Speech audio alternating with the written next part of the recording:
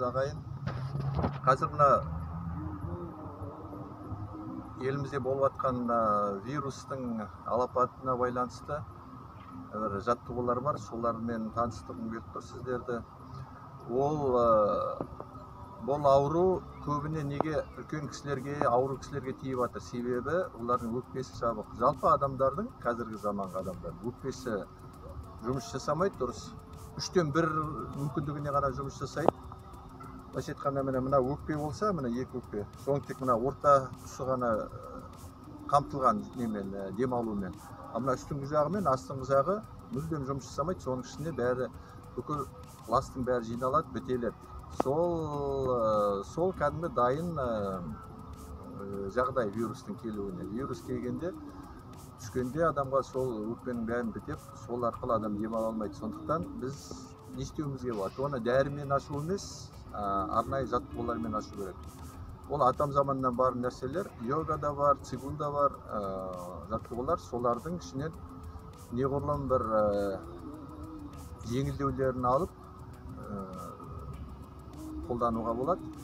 Біздің мына тенгри йога системамыздағы жаттығулардың құрамында бар бұл жаттығулар.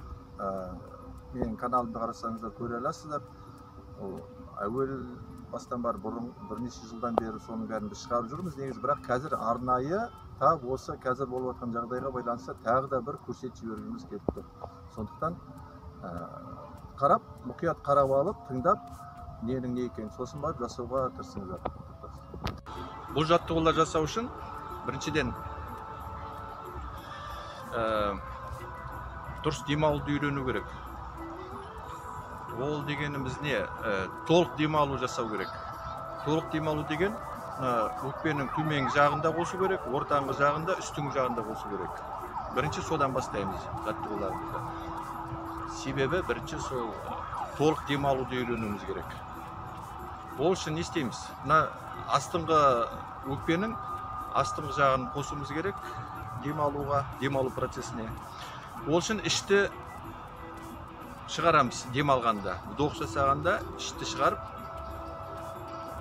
Негізі адамдар күнделікті өмірде демалғанда ішті тартады, дем шығарғанда босатады үшін. Біз керісінше демалғанда ішті шығаруымыз керек, дем шығарғанда тартуымыз керек, выдохта. Соны үйренуіміз керек бірінші. Ал көрейік, қараңыздар. Егер қиын болып жатса, былай тұруға болады, еңкейіп. Сосын былай ішпен жұмыс жасап көру керек. Дем алғанда шығарып, дем шығарғанда тартып ішті.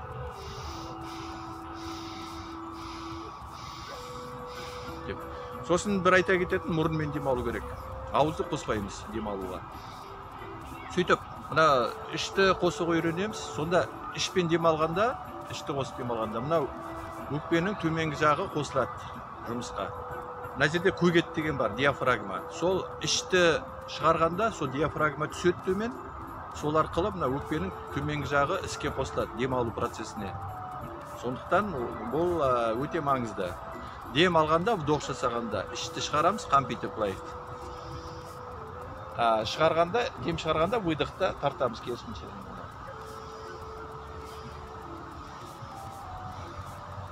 Сонда өкпенің астыңғы жағы қосылады. Енді өкпенің ортасы қосылу үшін, ол бізде былай да былай қосылады күнделікті өмірде. Біз ортасымен өмір сүреміз өкпенің. Бірақ енді саналы түрде істеуіміз керек, және көбірек ашу керек. Өйткені мынандай кішкентай ғана бөлігі жұмыс істейді бізде күнделікті өмірде, біз бұны бүкіл түгел ашуымыз керек. Сондықтан ол үшін кеудені, мына төсті кереміз демалғанда.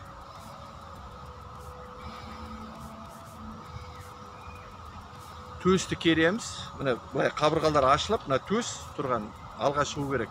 Енді ол мына іштің алға шыққандай болмайды да, 1 мм, 2 минут, бірақ дегенмен сезінуге болады. Бұл жерде біз ішті қоспаймыз, тек қана кеудемен жұмыс істейміз, төспен.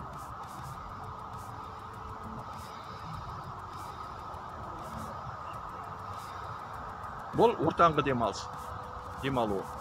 Енді үстіңгі демалу, жоғарғы демалу былайша айтқанда. Ол мына нені бұғананы қосамыз, мына ключица.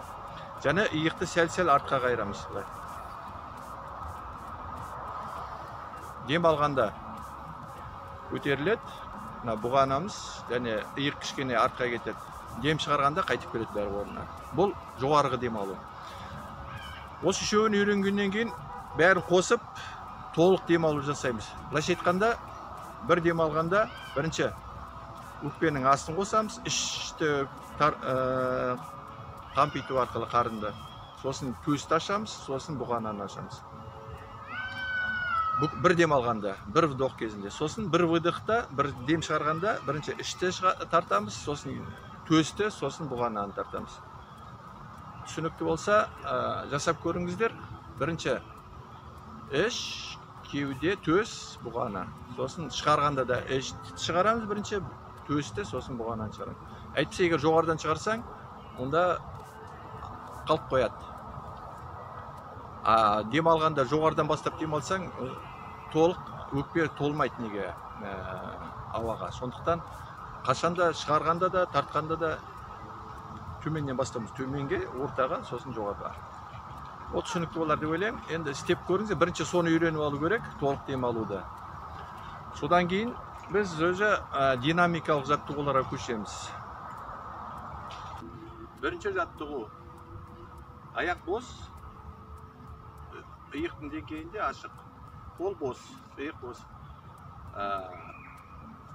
Дем алғанда қолды көтеріп, аяқ көтеріп, бұлай созылып, бірақ өкшені айырмаймыз. Бүкіл денені созып, бұлай көтерілу керек. Дем алғанда, сосын дем шығарғанда түсеміз. Айтады орнымызға. Міне тізе бос тұру керек. Дем алғанда тізе бәрі түзеледі, бүкіл денең бәрі созу керек бұлай. Сосын қайтадан тізе де босайды, қол да босайды, бәрі босап, қайтадан орнымызға келеміз. Дем алу, вдох. Дем шығару, выдох.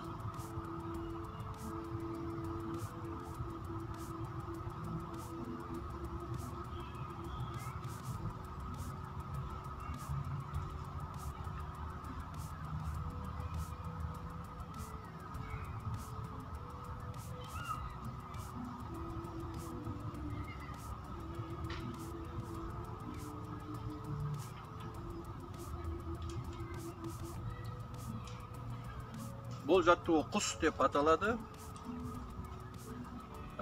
Дем алғанда бүкіл денең бәрі созып, аяқ бәрі созып, арқаңды да созып бұлай көтеріп. Дем шығарғанда бәрі босатып, қайтадан түсіп, тізе кішкене босайды. Бұлай қатты бүгіп керек жоқ, кішкене босайды. Дем алғанда созылады, аяқ бәрі түзеледі. Бәрін бүкіл денең созу керек бұлай жоғарыға. Сонда бұл біз өкпенің астыңғы жағын ауамен қамтимыз. Бұл төменгі демалу деп аталады. Келесі біз ортаңғы демалу, оны былай жасаймыз. Қол алда, дем алғанда кеудені кереміз. Дем шығарғанда қайтып алып келеміз.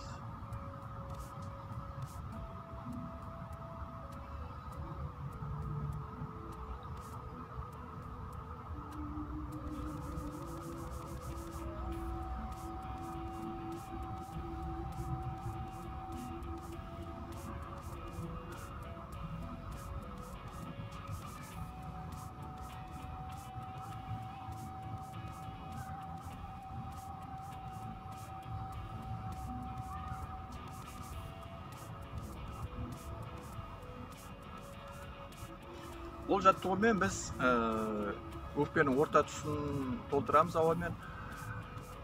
Кеудені керу керек, жауырынды керісіне жабыстыру керек. Қолды артқа шалқайтқанда. Дем алғанда, дем шығарғанда қайттан алып келеміз, бәрі орнына келеді. Және мұрынмен тек дем алу керек, ауызбен емес. Келесі жаттығу.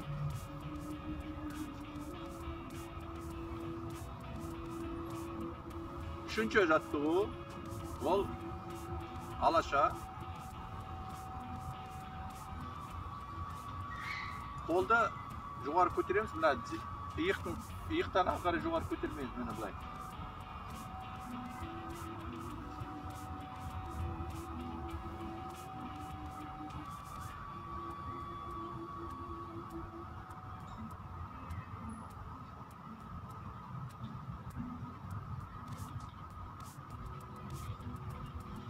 алдынан істегенде міне.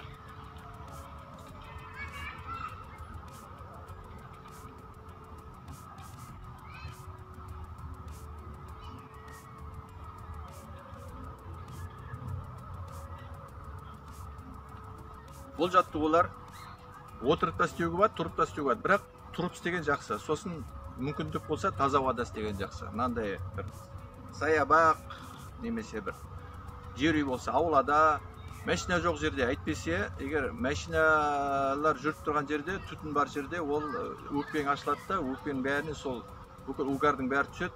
Керісінше пайданың орнына зиян тигізесің. Сондықтан таза ауада істеген жақсы.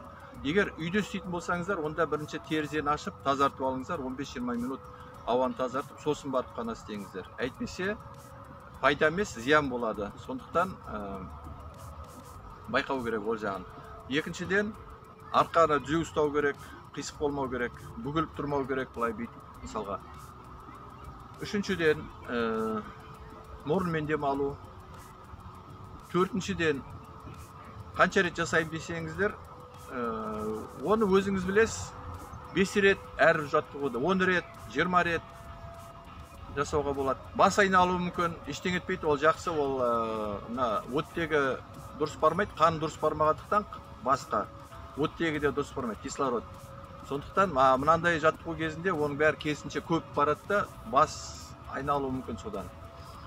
Қан тазарады, бірталай процесстер жүреді, жақсы, бірақ организм оған үйренбеген, сондықтан бас айналады, ондай болады, онда тұрған ештеме жоқ, жақсы ол. Жаймен деп жасай беріңіздер. Неше рет қайтаруға болады, оны да мысалға таңертең жасауға болады, түсте жасауға болады, кешке жасауға болады. Мүмкіндігінше аш қарынға жасаған жақсы. Егер тамақ ішіп алсаңыз, 1,5-2 сағат өткен жақсы. Бұлай мүмкіндігінше аш қарынға жасаған жақсы. Тағы не айтуға болады? Ең бастысы сол, ауа таза болсын, арқа түзу, мұрынмен, сосын қанша жасайтын өзіңіз білесіздер, қарайсыздар. Бұл өте жақсы өкпені ашуға көмектеседі, өте жақсы жаттығулар. Келесі сабақта біз демалудың әдістерін үйренеміз. Әзірше осыны үйреніп алыңыз, күнде істей беріңіздер. Ол кейін вирус кетсе де істей беруге болады күнделікті. Бұл өмірді бірталай денсаулықты түзейтіп, өмірді ұзартуға жақсы көмектесетін жаттығулар бұлардың бәрі. Дем алудың өзімен ақ. Сондықтан өте мұқият жасаған жақсы. Зейін қойып, бар шын ынталарыңызбен, көңілдеріңізбен жасаңыздар. Ол күнделікті, күнде тамақ ішетін, күнде ұйықтайтын сияқты жаттығулар. Күнде жасап тұрса да болады, өлгенше жасаған жақсы негізінде. Ешқандай артықшылық болмайды, тек қалай деуге болады, тек қана пайдасы бар. Дұрыс істесең, сол бана талаптарды орындасап істесеңіздер, тек қана пайдалы нәрсе. Ешқандай артықшылығы жоқ. Жақсы, келесі кездескенше сау болып тұрыңыздар.